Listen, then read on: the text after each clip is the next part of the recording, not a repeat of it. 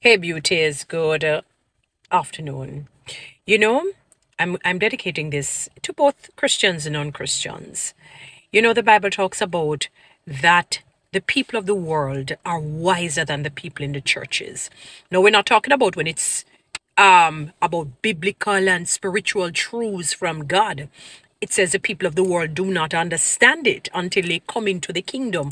That is not what I'm talking about. But if you really dissect the particular, if you really dissect what the scripture is saying and get into the etymology of it, the original of it, and the history of it, the historicity basically is trying to tell you that, you see, on a social and on a financial sense, the people of the world are wiser, and you can see it when you listen to them, when you see how their businesses thrive and how they prosper. Be mindful that I hear people use this scripture, they use it in the negative, but I use it in the positive, where it says the rain falls on the just, on the unjust.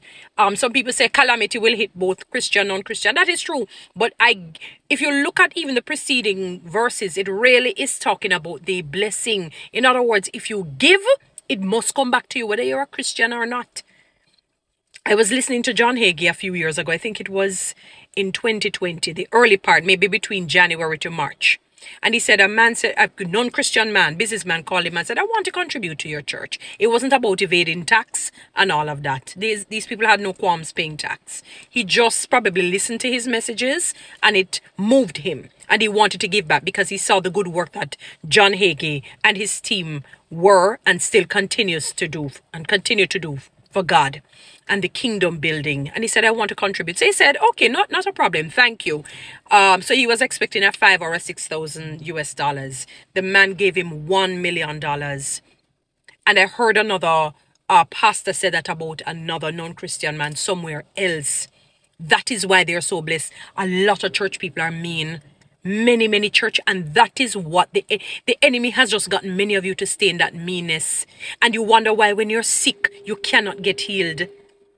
You wonder why when certain things are happening in your life it will not change. And we're not talking about long suffering or just building patience.